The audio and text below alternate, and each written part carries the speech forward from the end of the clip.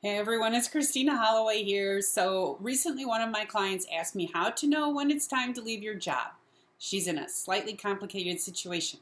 She's been heading up this department and doing great work, but feels that she's no connection to her supervisor and struggles with getting everyone on her team on the same page. So she's been feeling untethered, and she wanted to know what would be good indicators that it's time to leave and find a new position, one where there's alignment and she isn't feeling so isolated. In addition to that, her company is also in the middle of reorganizing her department. Some people on her team are moving on, and she's realized that she's getting a new supervisor, one that she likes and she knows they'll work well together. So, like I said, this is a complicated situation, but it's also familiar and it happens quite a bit. The thing with transitions happening around us is that we want to make sure we're taking action to get in front of it. And many times we want to feel like we're in control of the situation. In reality, the best way to take control of a situation where you have no influence is to pay attention and make responsive decisions, not reactive decisions. So let's take a look at the factors that could come into play if you're thinking about making a move professionally. We're going to talk about what the relationships look like for you and the people you report to. We'll talk about the type of assignments you're getting and whether you're doing great work. And we're going to talk about how the people around you are doing. Real quick before we get started, please make sure to hit the notification button, hit the like button if you enjoy this content, and go ahead and hit the subscribe button. I would greatly appreciate it. All right, so let's get started. Okay, so there are a number of reasons why you might want to consider leaving your current job. You could feel that you've gone as far as possible and you need new challenges. You could feel that the values and vision of the company no longer align with the type of work you want to do. Or you could feel that staying in this group will hold you back, but you're not sure where you should go next. So, if you're not sure you're ready to leave, but you have this feeling that things are becoming stagnant at work, then you want to first consider how your professional relationship with your supervisor is going. For my client, she had a supervisor who was pretty removed from her day-to-day decision making. Now, there are plenty of you out there who would love this situation. Just leave me alone and let me do my work. But the problem with too much autonomy is that you can find yourself making decisions and not really knowing if you're headed in the right direction in terms of business strategy. There's no alignment, and there's no one around to tell you, yes, you're doing great, or no, don't waste your time on these projects. If you find that your supervisor is becoming more and more removed from giving you clear direction on your projects, or you find that you gradually don't have visibility to your supervisor or the next level up, then you'll definitely want to ask yourself how you can strengthen this relationship. Because if you can't, you may not have a path forward in your career. Having people above you notice your work, give feedback, and provide you with direction as you contribute to the bigger picture is a very big factor in building a successful career. If you don't have that in your current job, or you notice that the visibility has been shrinking away, consider making a move to work with someone you trust and who appreciates your contributions.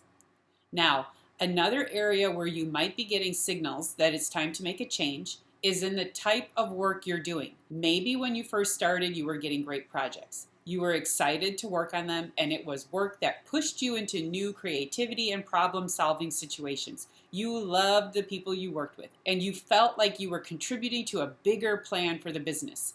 Today, not so much. So what happened? Well, any number of things could have caused a change. Maybe the department is growing and assignments are getting juggled around. Maybe the department is shrinking and leadership wants to redefine the core deliverables going forward. And all that's fine. The bigger indicator here is if not much has changed and you're finding that you just don't feel connected to the work you're doing anymore. Do you think about doing different work? Do you imagine what your day would be like if you had assignments that were exciting? Here's a big one. Do you dread Sunday night because you just don't want to deal with starting another week doing the same old thing again? These are serious indicators that you've lost engagement with the work you're doing. And I have to say, that happens. Even as adults, we eventually outgrow our work. We've learned it.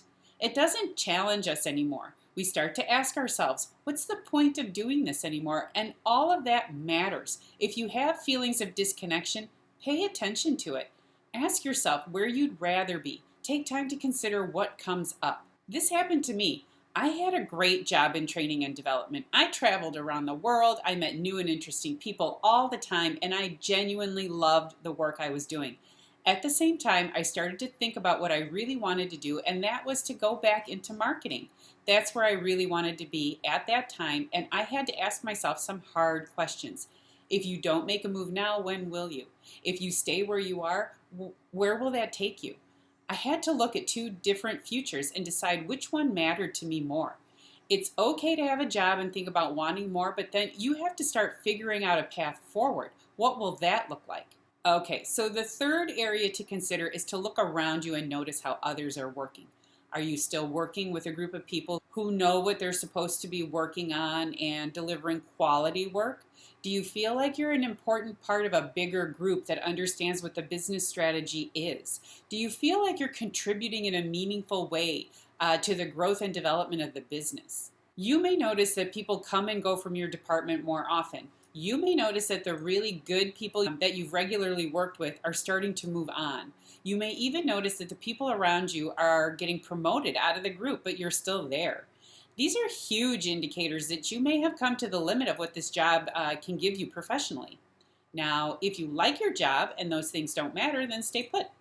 But if you believe that you still have room for professional growth, then you may want to consider moving into a new space that provides better opportunities to shine. Two things here before I wrap up. I worked in a good department and I enjoyed my job in training and development. But we started to get new leadership, and the manager who I tolerated well enough suddenly became intolerable. My peers, who I really enjoyed working with, were all leaving for other opportunities. And I couldn't shake that feeling that I really wanted to go back into my marketing roots. So I asked the director of the department to meet with me. He was 3 positions above me, but he knew who I was and I trusted him. And I told him my thoughts and I asked him for his advice. He told me very directly, "You have no future here. This department isn't going to grow to do new work. If you want to leave, I'll help you get into that other department." Within 6 months, I was in a new department, and within 18 months, that training department had been dissolved. For my client, it's been a different story.